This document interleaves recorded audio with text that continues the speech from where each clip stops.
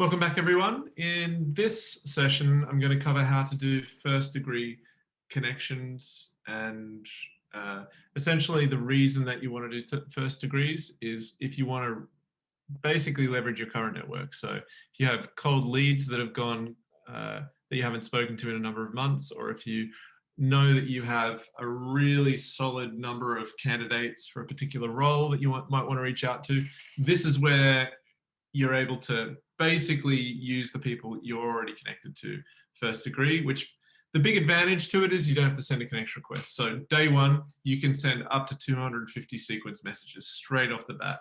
So let's get into it. Rather than going right through the whole process of setting up another campaign, I'm just going to highlight the differences because it'll save bunches of time. So if we look in here, let's use this same San Francisco Bay Area example, but all I need to do to get a search that is first degree is I just need to select that.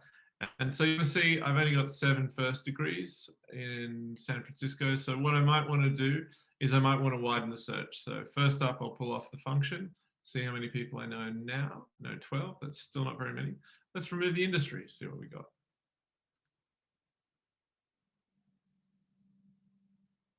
Okay, now we're talking, and let's just get rid of San Fran and just go worldwide, see how many people I got now. Okay, now we're talking. That's a good solid amount of people. So what I can do is I can copy that, I'll carry it over into here, and I'll create a campaign. So I can just pop it in like so. Now, there's a couple of different things to note here about first degree campaigns, particularly with these 4 boxes. So listen carefully because they will alter depending on how you want to run your campaign. Now, you've got full explanations here for each of them, but I'll just walk you through a little bit of how you might want to consider doing it. So first of all, you want to untick this box because what that means is anybody who's a first degree will now be included in this campaign. And that's really important, obviously, for first degree. You want to keep automated data cleansing on, otherwise you're getting lots of noise that you've then got to edit manually. Now these two are interesting. So you may have people who are in previous campaigns who accepted your connection request. So you want to click that because that'll mean that you're reaching out to everyone, not just the people who are in your network prior to starting to use Kikioo.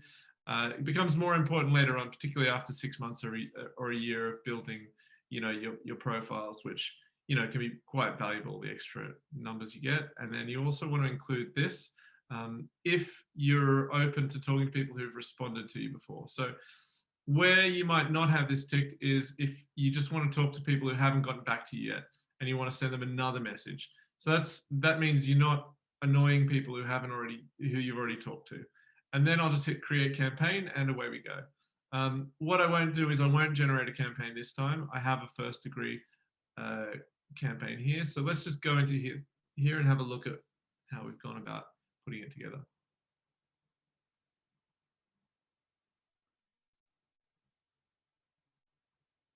So just use the same way of stripping out profiles.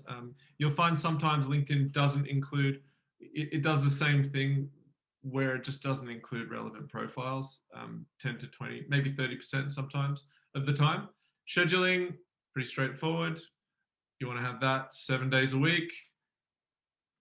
I kind of reduced it down because what I didn't want to do is have too much excess capacity running.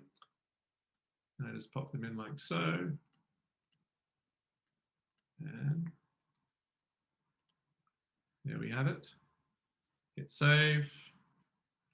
Go to modules. Now, really, the only thing you need to consider in modules is sequence.